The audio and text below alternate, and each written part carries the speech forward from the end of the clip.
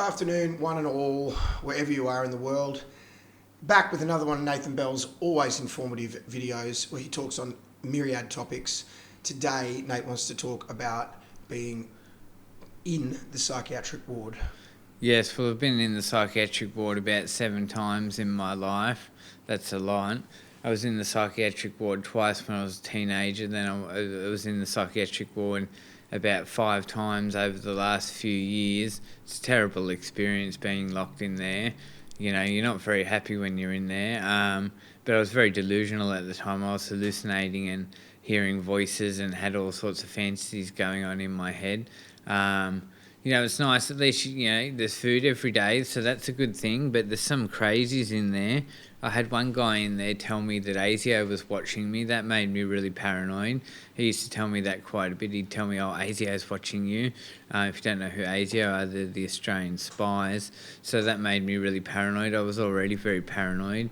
Some interesting things happened in the psychiatric ward, I can tell you that. I was sitting at a table once in the psychiatric ward, and I was painting a picture. I like to paint a lot when I'm in the psychiatric ward because they have an arts and crafts room, so I make the most of the time and try to be productive, and I do a lot of my paintings in the psych ward, and the paintings that I sell on the street, most of them I did in the psych ward. But I was sitting at the table painting in the psych ward, and there was this woman just sitting there.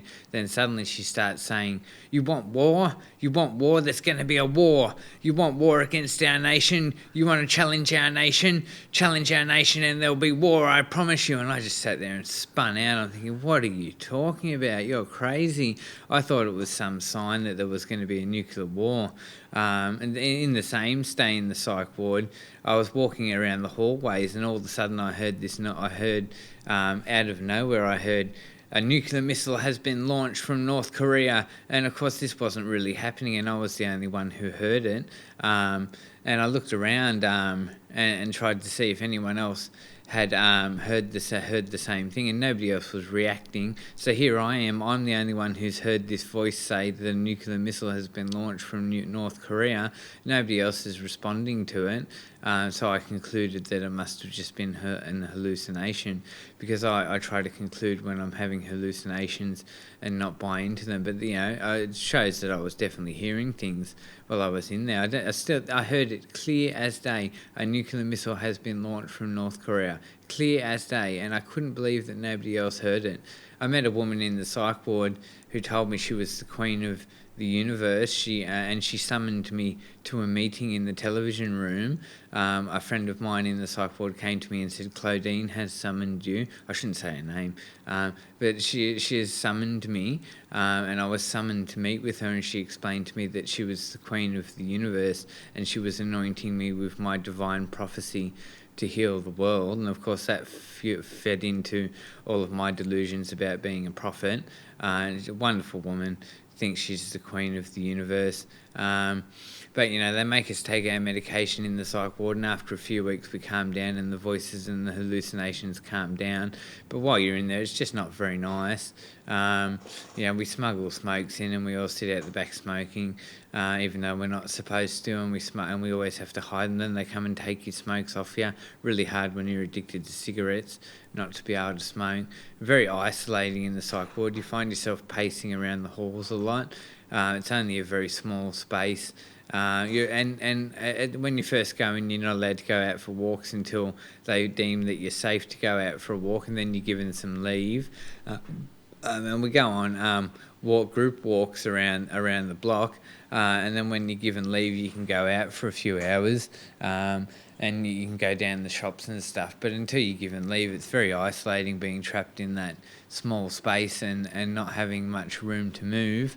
Like I said, I try and paint in there mostly while I'm in there, and I do a lot of my paintings in there. I was working on a book on the computer for a while, then this guy went off his head and smashed the computer, and then there was no computer anymore, so that was disappointing. But I try to be productive in the psych ward because you're trapped in this small space, and you're trapped walking around, pacing around, doing nothing. So I try to do art while I'm in there. But there are a lot of activities in different groups, and there are arts and craft groups, and there are the walks, and you can watch movies, and they have a collection of movies and books that you can watch, so that's good. But really, it's quite strange when you're confronted with all these other people who are delusional, because they tell you all this strange stuff.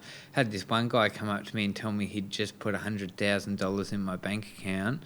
Obviously, he hadn't put $100,000 in my bank account, but he absolutely believed that he was going around transferring large sums of money into people's bank accounts, and he would come up to you and tell you that he had just put $100,000 in your bank account. And then there's the people talking to themselves with gibberish and nonsense.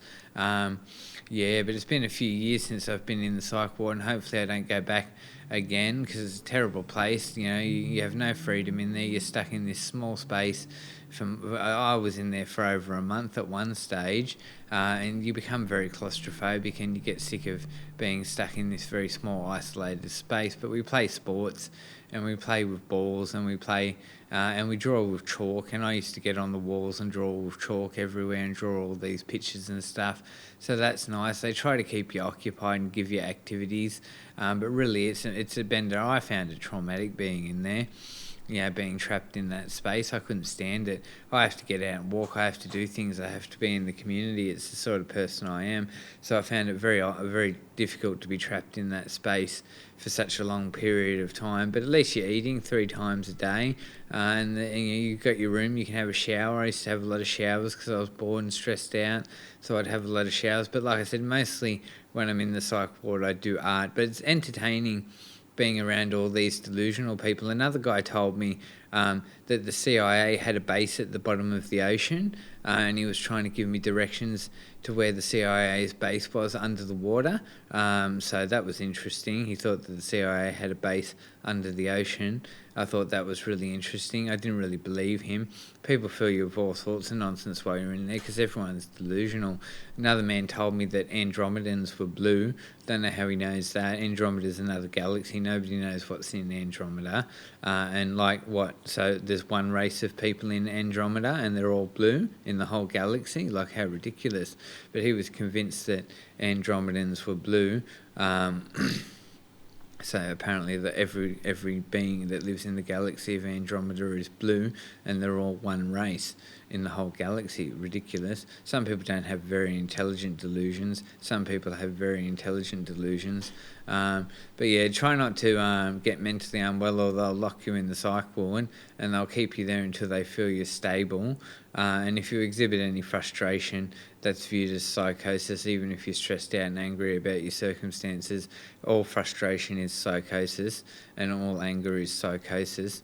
So there's a little bit about my trip to the psych ward. I've been in there about 7 times in my life. Hopefully I don't go back. So drop a comment in the comment section if you've ever been in the psych ward and what your experience was like.